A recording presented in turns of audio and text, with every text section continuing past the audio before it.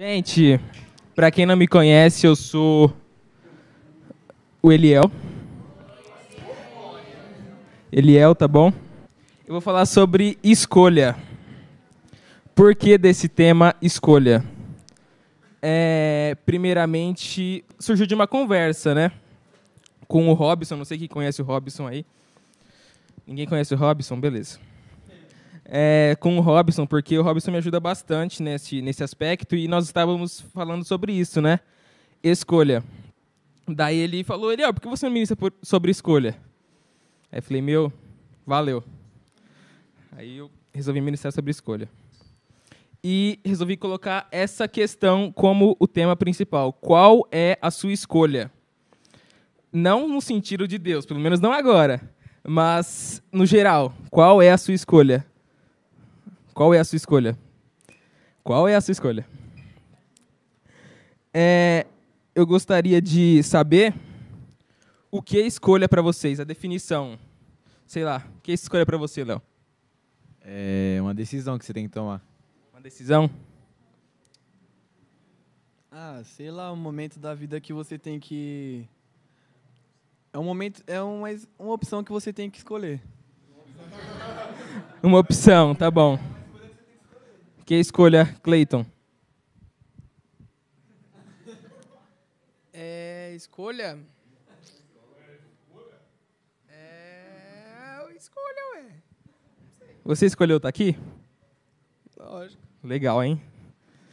Que escolha para você? Quando tem duas coisas, aí você tem que escolher entre essas duas coisas. Só duas? Não. Realmente, escolha é tudo isso, é uma opção. Eu separei com alguns significados aqui. O que é escolha no sentido literal? É dar preferência a algo, optar, decidir por algo ou alguém, fazer alguma seleção, eleger, nomear e selecionar. Tudo isso é escolha. Vocês sabem da onde surgiu a escolha? Você tem alguma ideia, Léo? Da onde surgiu a escolha? Em algum momento que tiveram que decidir entre alguma coisa. Legal. Você sabe quem foi esse alguém, o Matheus? Sei lá, Deus.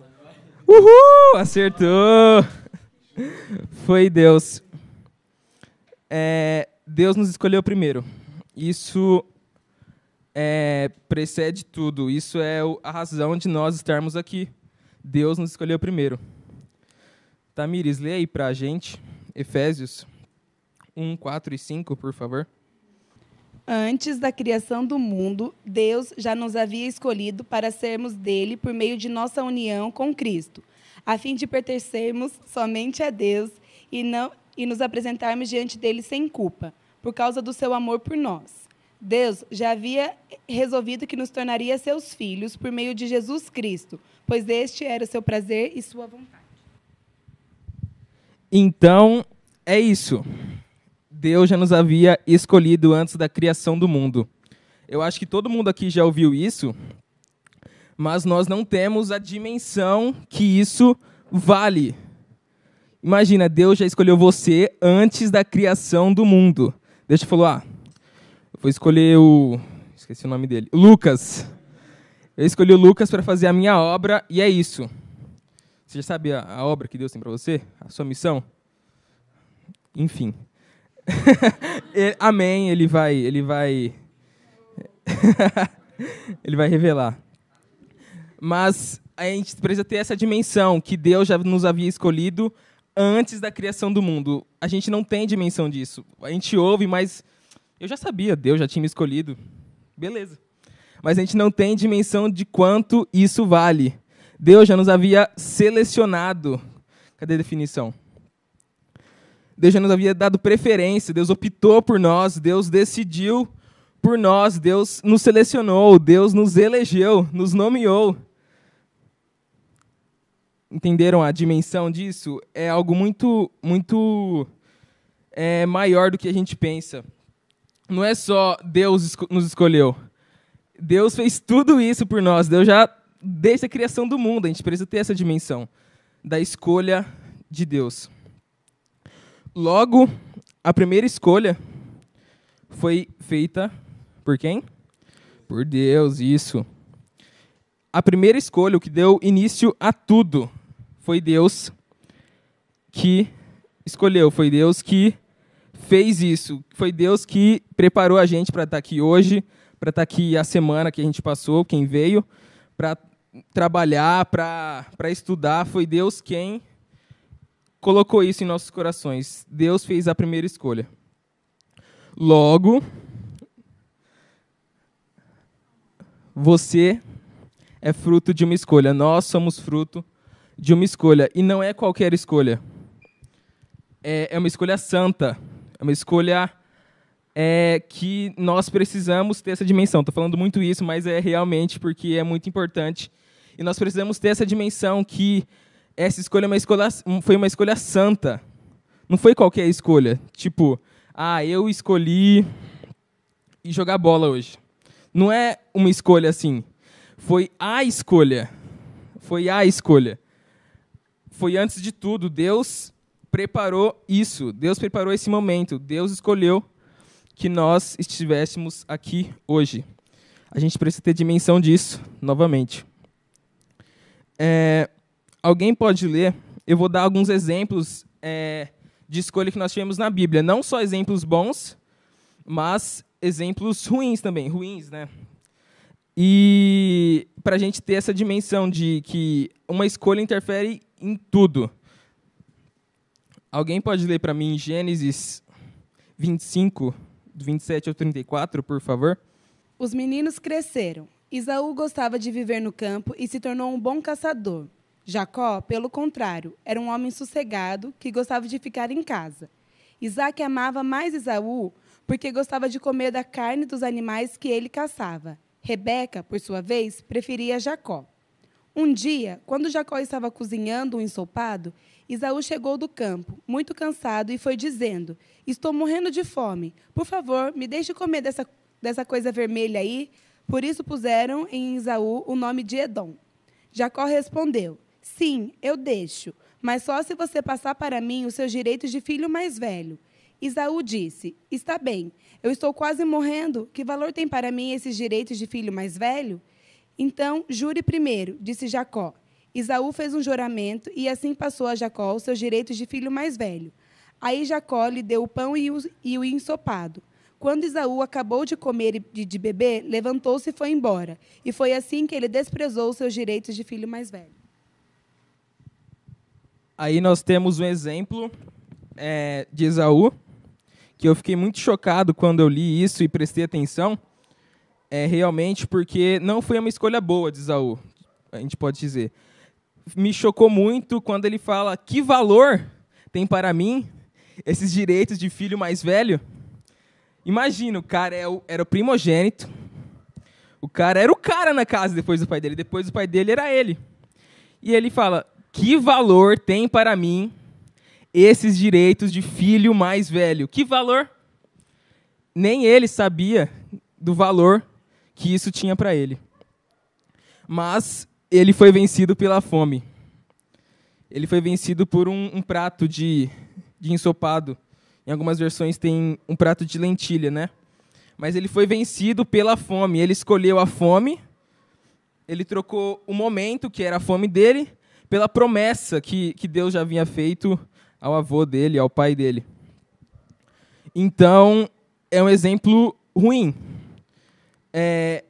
Me chocou de verdade essa parte que ele falou: "Que valor tem para mim esses direitos de filho mais velho? Que valor tem para mim?" Fiquei muito pasmo, assim, nossa, esse cara é um mané. Foi um mané. Porque nem ele sabia do que ele tinha, o poder que ele tinha na casa dele. Eu fiquei... Até comentei com a minha mãe: "Mãe, Esaú foi um mané." Aí ela, não. Mas, enfim.